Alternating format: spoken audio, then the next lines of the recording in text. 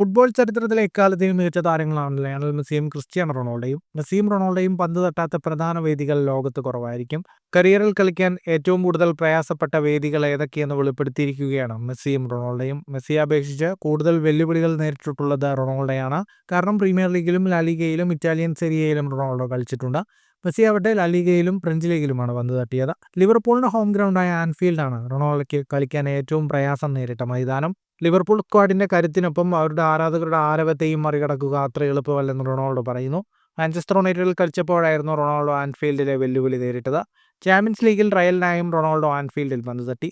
Scotland club സെൽറ്റിക്കിന്റെ മൈതാനമാണ് Messi ഏറ്റവും ദുഷ്കര വേദിയായി തെരഞ്ഞെടുത്തത്. സെൽറ്റിക് പാർക്കിൽ ജയിച്ചു കയറുക ഏറ്റവും പ്രയാസമുള്ള കാര്യമാണ്. ഇതുകൊണ്ട് തന്നെ അവിടെ നടന്ന മത്സരങ്ങളെല്ലാം താൻ ഓർക്കുന്നുണ്ടെന്നും മെസ്സി പറയുന്നു. ചാമ്പ്യൻസ് ലീഗിൽ സെൽറ്റിക് പാർക്കിൽ 3 തവണയാണ് മെസ്സി കളിച്ചിട്ടുള്ളത്. ഇതിൽ ബാഴ്സലോണ 2 കളിയിൽ ജയിച്ചപ്പോൾ 1-ൽ തോറ്റു. യൂറോപ്പിലെ ഏറ്റവും മികച്ച മത്സരാനുഭവം എന്നാണ് സെൽറ്റിക് പാർക്കിലെ മത്സരങ്ങളെ മെസ്സി വിശേഷിപ്പിക്കുന്നത്. ഫുട്ബോൾ ലോകത്തെ കൂടുതൽ വാർത്തകൾക്കും വിശേഷങ്ങൾക്കുമായി സ്പോർട്സ് കഫേ പോൾ തന്നെ സബ്സ്ക്രൈബ് ചെയ്യുക.